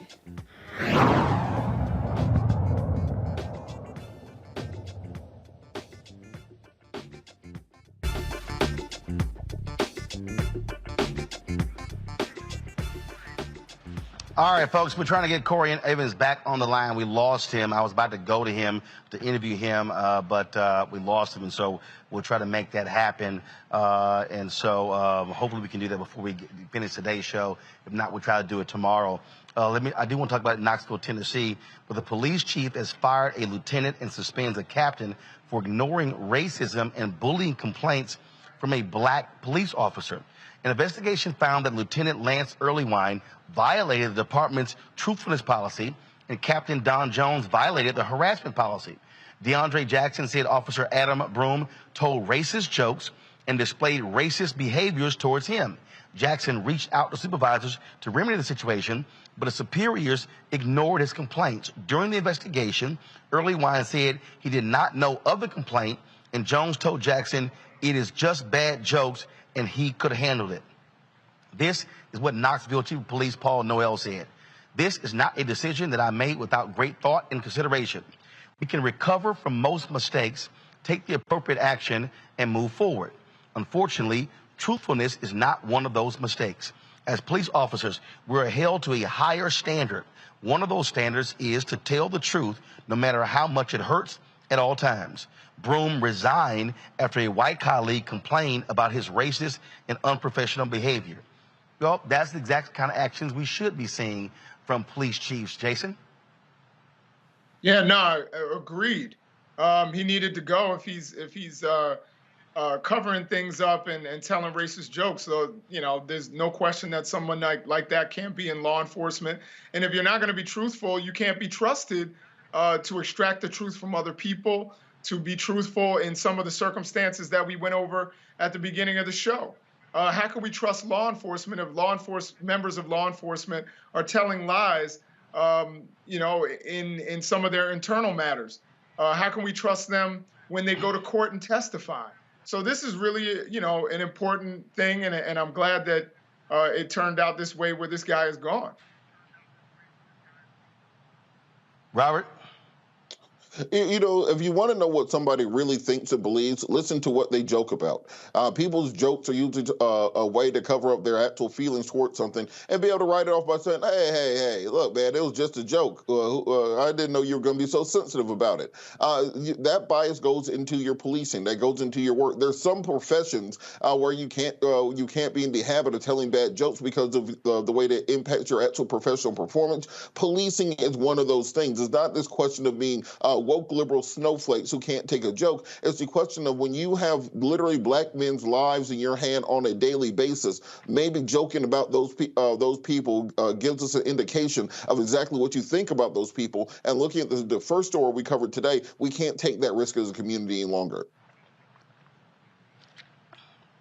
Monique? Yes, to everything that's already been said, but also the reason why we are trying to get sensitivity, racial sensitivity training, bias sensitivity training, and all of these things is because it doesn't just affect it, as Robert said, in these circumstances where you're trying to joke to cover up true feelings. This is the way that people will be treated on the streets when we look at profiling, when we look at the number of times that a black man or a black woman is stopped compared to their white counterparts, when we look at the manner in which we're treated. Look at the case earlier today. Do we think we've seen white men brandishing entire axes and be taken without injury? So we see these differences, and it's this type of conduct that enables us to know the thought processes and the biases that are afoot, and that has no business on the force. And guess what, folks? Let's go to Lexington, Mississippi, where the former police chief, he gone after he was caught on tape saying, I shot that N-word 119 times. Go to my iPad, please. You'll see it here. This is from WLBT, a special meeting. Now, here's what's crazy. The vote was, 3-2. Sam Dobbins, there was an expletive-laced racist recording said to be him. It was made public. Okay? Now, here's what's a trip. He initially denied that it was him on the recording. Nope. Robert Lee Hooker, a former officer, made the roughly 16-minute recording, says it is the chief. It says the man on the recording uses numerous expletives and multiple racial epithets, derogatory terms, and bragged about shooting one suspect at least 119 times. A 3-2 vote? What the hell are those two people thinking? Well, beyond a 3-2 vote, my question is, who is this person that he shot 119 times? Can we find this individual?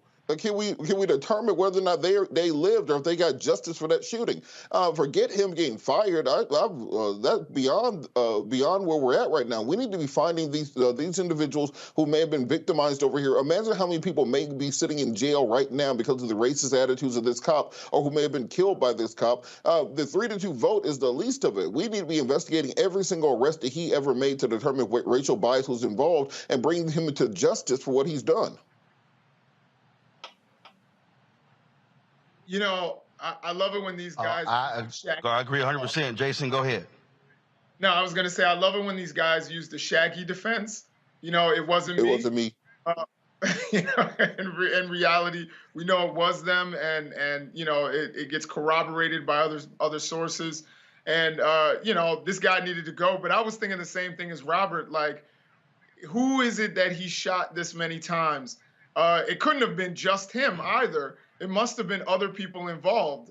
You can't shoot somebody 119 times by yourself, at least not one person. So I'm wondering who else was involved, who else in the department, could be implicated in what occurred or what seems like may have occurred there. So I think that those are things that need to be investigated. Not just does this guy need to be removed. We need to see that he committed any crimes and who else was involved in those crimes. All right, folks, let's talk real quick. Maryland politics. The primary was on yesterday. It's a battle for the Democratic gubernatorial nomination. Wes Moore, as well as Tom Perez, they are neck and neck. About 30,000+ mail-in ballots are being counted. That will determine the actual winner. Wes Moore declared victory last night. Perez has not conceded. The race that we've also been watching is the state's attorney's race. Remember, Marilyn Mosby, the incumbent, she was indicted by the feds, and there were two challengers. Ivan Bates right now is leading her 41% and 32% in that particular race. So clearly, that indictment and again having two challengers has taken its toll there. And so Marilyn Mosby could be ousted if the mail-in ballots hold up. I'll start with you, Jason. You're there in Maryland. What do you make of this gubernatorial race with Perez and Moore? And then you have a hardcore Trumper who won the Republican nomination. Is this going to be a cakewalk for the Democrats? Look, it's a blue state, and they already control the legislature. Now they could control the governor's mansion. Yeah, I think it was a dangerous bet that the Democrats made. One of the ideas that they had was to kind of promote Dan Cox and say, because they didn't want to face the handpicked successor, whose name was Scholes, I believe, that was handpicked by our current governor. So they didn't want that. So they wanted to face Dan Cox. But I think the way that the country is swaying and the unpredictability of these elections, I'm not so sure that I would have taken that gamble. I think I wouldn't say it's going to be a cakewalk. I think that either one should win, whether it's Wes Moore, whether it's Tom Perez. And even Peter Franchot claims that he's not necessarily out of the mix, even though he's pretty far behind.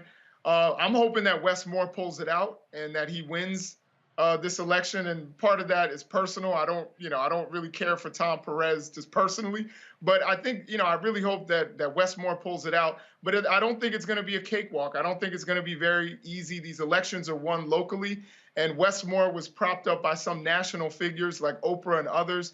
But we'll see how it shakes out in Maryland. And there is, I think there's a right-wing sentiment right now and a kind of a white lash that's going around the country. And I don't think Maryland is necessarily exempt from that. Well, first of all, I won't say he was propped up by Oprah. He certainly had supporters. The bottom line is he is a native of the city, and he was on the ground. So that was happening. Monique, it is certainly difficult to see all the drama that Marilyn Mosby has had to go through, all the attacks on her. Since the moment she chose to indict those cops who killed Freddie Gray, folks have been after her, and it looks like if these mail-in ballots continue, she will not be continuing in that position after November.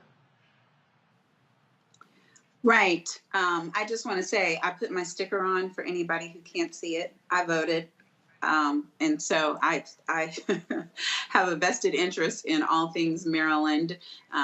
That's not my county where the state's attorney's office election is, though. But I do think it's unfortunate with her and with Black female prosecutors generally, the attacks that we've seen against a Kim Foxx and against Letitia, against all of these women who are doing things to try to make their departments more accountable and to get people out of prison that were in there for, marijuana offenses and things like that, who have started entire units to investigate the situation that I talked about last week on the show, where we've got like over 10,000 in the U.S. who are falsely, wrongly convicted, whether it's prosecutorial misconduct or whether it's forcing confessions, as the case that you just discussed. So I see those things generally, but also, it's hard when there is a current case against you. It would be hard for a white man with a current case against them, like currently under indictment, to win an election and to stay in an office as the state prosecutor, as the prosecuting attorney. So, but there's still a significant amount of people who did vote for her and who believe in her. But I see these attacks very similarly across the board, and I hate to see it happen, especially where this criminal case, it seems, is the epitome of trumped up charges and will likely resolve once they get what they wanted, which is her out of office.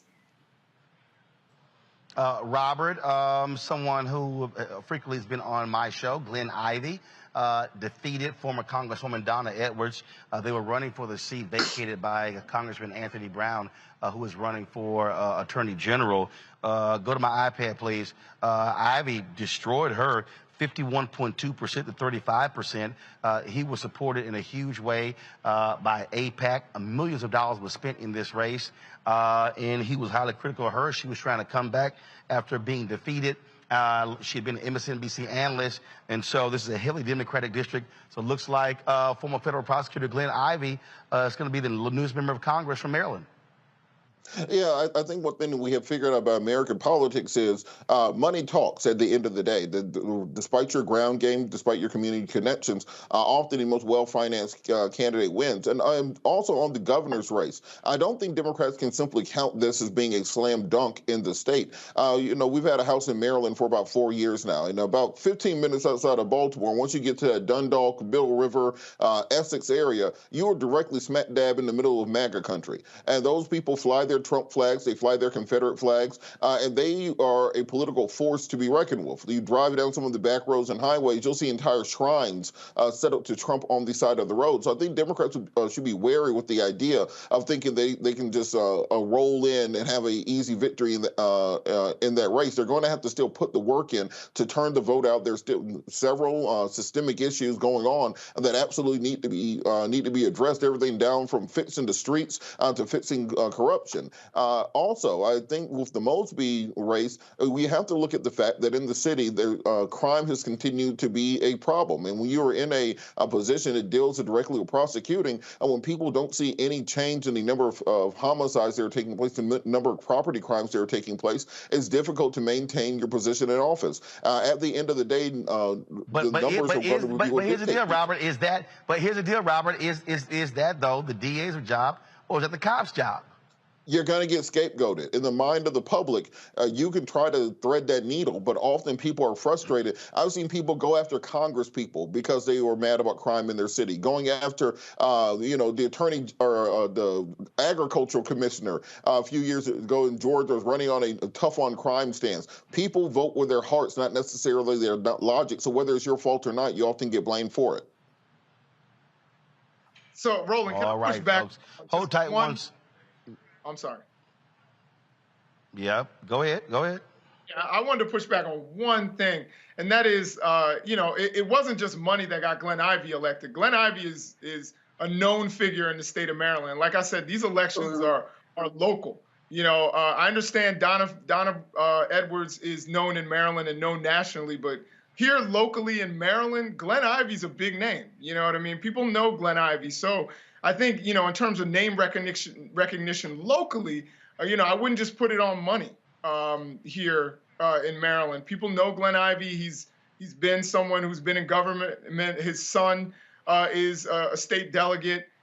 He's pretty well known here. So I wouldn't just say it was all this money. I didn't know about the AIPAC money, but I wouldn't just say that it was all money that got him elected. How you didn't know about the AIPAC money?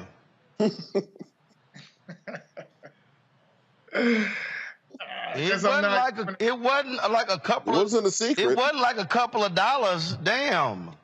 It wasn't no secret. Yeah, no, I don't doubt it. And AIPAC has been taking significant credit for helping him win that race. So come on, Jason, keep up. Wake up. All right, let me go to a break. All right, y'all, when we come back, Tech Talk is coming up next on Roland Martin Unfiltered, the Black Star Network, broadcasting live from Birmingham. Back in a moment.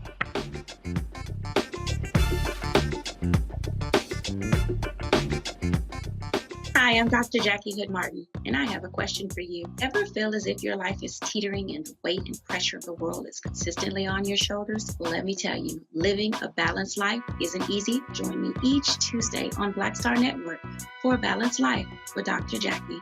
We'll laugh together, cry together, pull ourselves together, and cheer each other on. So join me for new shows each Tuesday on Black Star Network, A Balanced Life with Dr. Jackie.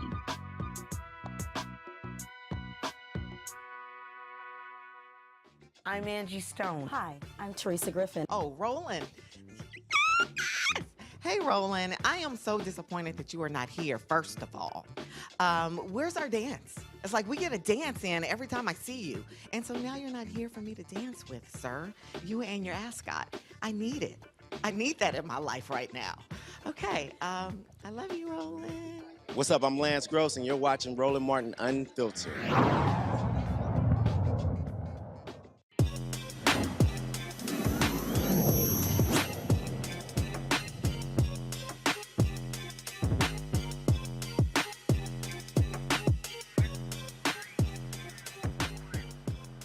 All right, folks, black women are 3 times more likely to die than white women from pregnancy-related complications. A registered nurse and maternal health expert created Walami, an app that advocates, uplifts, and educates pregnant women of color for better health outcomes. Leo George is the founder of Walami. She joins us now from Lakeland, Florida. How you doing?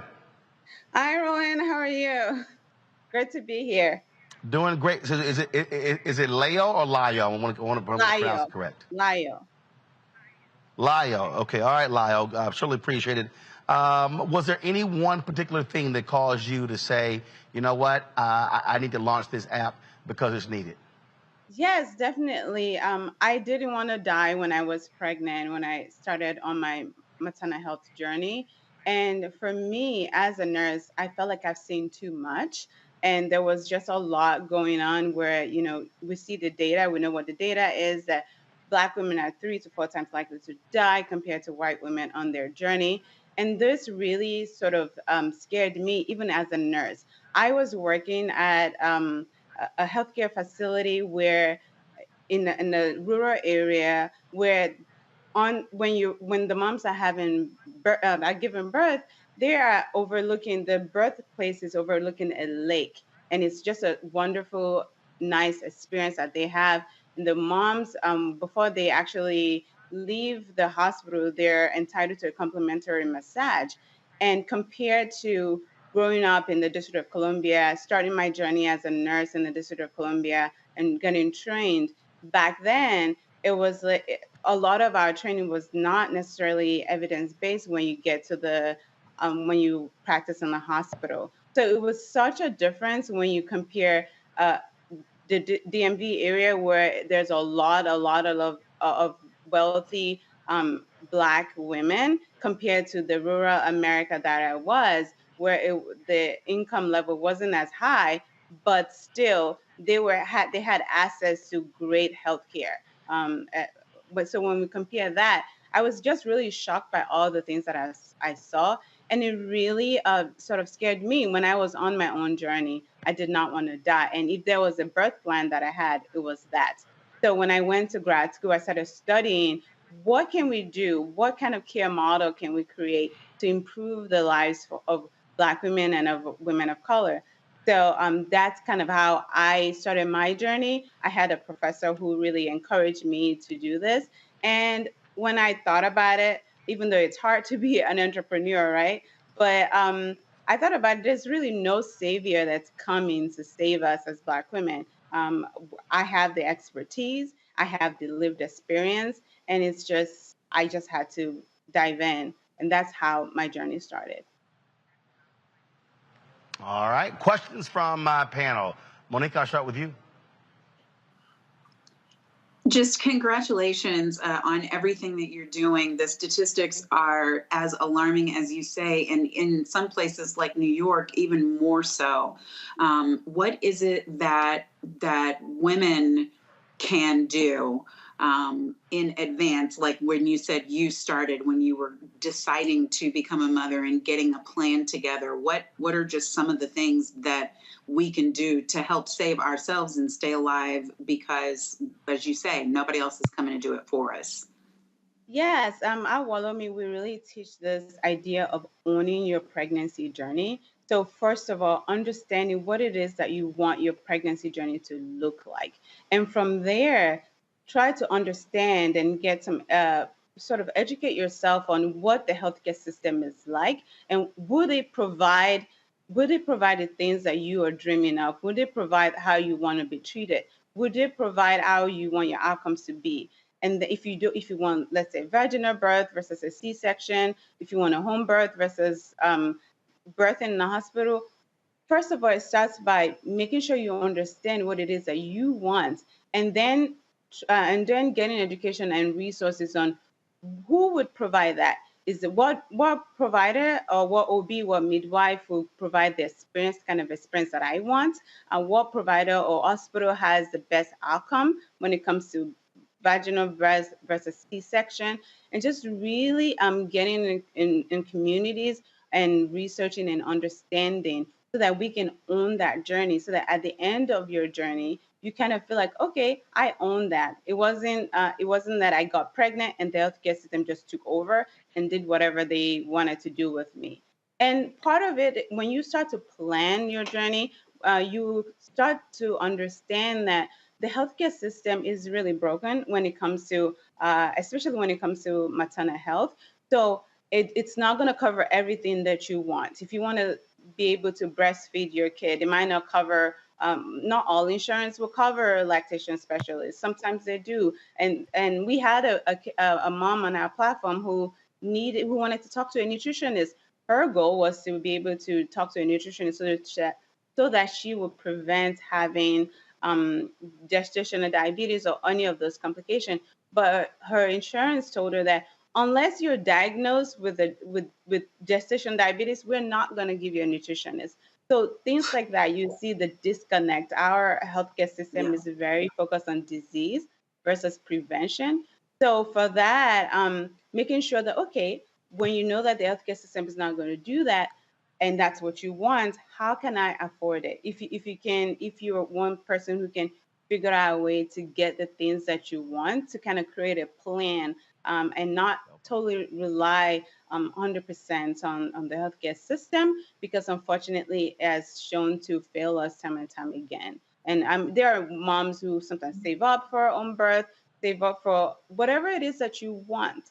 Just making sure that you are able to pull in your resources. If it's putting that thing on on your shower list, right? Just putting in your resources and making sure that you are able to get the resources to get to the endpoint that you wanted.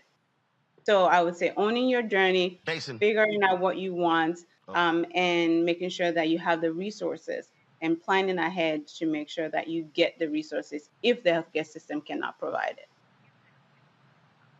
Thank Jason? you. Yes, thank you, Leo, for everything that you're doing. My question is, under the best scenario, if someone were to come to you and ask you how they should plan out their birth, like they don't necessarily have an idea in their own head. If they wanted to, should they go with a doula or a midwife, or should they go to a hospital? Like, how would you break it down under normal circumstances? A person with, normal health, what would be the best birthing situation? So thank you for that question. And then we get that question a lot. Do you go with a doula or a midwife? I just wanted to make sure that I clarify that we at Walomi, we definitely support having a medical person at your birth. So a doula is a support person at your birth. They're great. Evidence shows that they help decrease C-section and all the wonderful things that having a doula does. We love doulas. But doulas are not medical professional. And honestly, they came into this work and they're not trying to be medical professional, right? And so at your birth, in order to be safe, to continue to improve outcomes, we recommend that, number one, you find a medical professional that's going to be at your birth. So that's either an OB or a midwife. So the question then is, do you want an OB or do you want a midwife? So that's where we want to start. If you are low risk, what they call low risk, and you have no underlying condition, then we would definitely suggest that you use a midwife. Quite frankly, our platform, one of the pillars of our platform is making midwifery philosophy accessible, because we know that midwifery is the bedrock of the Black community. And then as far as maternal health goes, we have a rich tradition of using midwifery. And we also know that in other countries that are having better outcomes, interdisciplinary care has great outcomes. And what that really means is like you are able to use a midwife and an OB, and OB and midwives are able to work together seamlessly, unlike the US, and to work together to get a better outcome for the mom. So we would suggest, because of the strong evidence that says that midwifery shows improved outcome, we would suggest, if you're low risk, that you start by talking to a midwife. And if that's not something you do, also try by getting suggestion from a friend of, did they had a good experience with an OB? If it's an OB that you want, we love OBs, and there are definitely great OBs out there. So having those conversations, who do you want at your birth, right? What is a medical professional that you want at your birth? And then if you can afford it, add some things like having a doula, having, if you want a perinatal massage during your journey, like whenever you're due to have one. All of those things that I kind of talk about it as when you're going shopping. So it's like, if you're going shopping, what do you need in your medical bag? So the first thing is a medical person. So OB and a midwife, or a midwife. Then decide what other things can support me in this journey. So is it a doula to give me some emotional support, to give me some practical support? And then do you want an acupuncture? Do you want a massage every other month when you're able to do it? There's so many other things that you can add to that medical bag that can really enhance your outcome. Because let's face it, a lot of the reason why we have bad outcome, other than racism being the biggest thing, is also stress. Like the stress of navigating life as a Black woman, it can be stressful, and code switching and all of those things. And evidence has shown that also has bad outcomes. And so starting by adding all of those things, doulas are wonderful, therapists are wonderful. I strongly suggest and recommend a perinatal health therapist. So adding all those things into your shopping bag. And so that's where we start. And the other thing is, where do you want to have your child? Is there a hospital nearby where everybody has been raving about? There are platforms where you can use to kind of see the ratings of hospitals, compare them, like Hospital Compare and all of those platforms where you can rate where platforms are being rated, and you can kind of figure out what is their rates like. And when you find that provider, also asking your provider, what is your C-section rates, and those kind of things, having those conversations, and that's where to start. Number one, OB or a midwife. Do you qualify? If you feel like you want a midwife, talk to the midwife. They always have questions that they will ask you to make sure that you qualify. Then second, what other professionals or support do you need on that journey? Then put those in the bag. Then where do you want to have your child? Oftentimes that also goes along with, if you want an OB or a midwife, then you can then you kind of limit your choices when you pick those things. So do you want to have your baby at home? Do you want to have it in the hospital? Is it safe to have your baby at home? Is it safe to have it in the hospital? The provider that you pick, do they deliver in the hospital or can they deliver at home? So all of those things, that's the first place to start. And honestly, just asking friends and family about if they had a good experience or bad experience. It's another way to start. Folks, the app is Walami. Leo George, we appreciate you joining us on the show. Thanks a lot.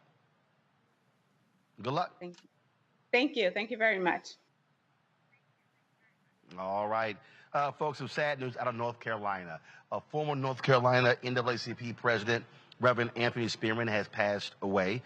Spearman's family confirmed he was found dead in his home on Tuesday. In addition to his work with the NAACP, Spearman was the North Carolina Council of Churches president and served on the Guilford County Board of Elections. Spearman was an advocate of social justice, standing up for gay marriage in the state of North Carolina, the poor people and the people of color. We often had him on our show when we were in New Orleans. We were in Elizabeth City of a protest there. He joined us there, and so again, certainly somebody who stood right next to Reverend Dr. William J. Barber. He succeeded Reverend Barber as president of the North Carolina State Conference of the NAACP, and so thoughts and prayers certainly go out to the family of Brother Spearman, very good brother who was 71 years old, Anthony Spearman. All right, folks, that is it for us from Birmingham. Let me thank Jason, Monique, and Robert. We certainly appreciate it. Thank you so very much. Folks, tomorrow we'll be broadcasting all day from Birmingham here for the SWAC Media Day, talking to coaches and players and conference officials about the upcoming season. And so we look forward to having that. So stay tuned to the Black Star Network. You should download the app to keep up with the latest of what we are doing. Of course, you can do so Apple phone, Android phone, Apple TV, Android TV, Roku, Amazon Fire TV, Xbox One, Samsung Smart TV. You can also, of course, support us with your resources. Our goal is to get 20,000 of our fans who contribute, a minimum of $50 a year. That's $4.19 a month, 13 cents a day. You can send your checks and money orders to P.O. Box 57196, Washington, D.C., 20037-0196. The Cash App is $RM Unfiltered. PayPal is R Martin Unfiltered. Venmo is RM Unfiltered. Zelle is Roland at RolandSMartin.com. Folks, thanks a bunch. And also shout out to my man Good Day. He, of course, is my tailor in Maryland. This is one of the fabrics they gave me when we were in Liberia. And so he hooked me up with this right here. And so I appreciate it. So, we got to look all clean. So I'm going to have another one on tomorrow as well. All right, y'all, that's it. I'll see y'all tomorrow from Birmingham. Holla!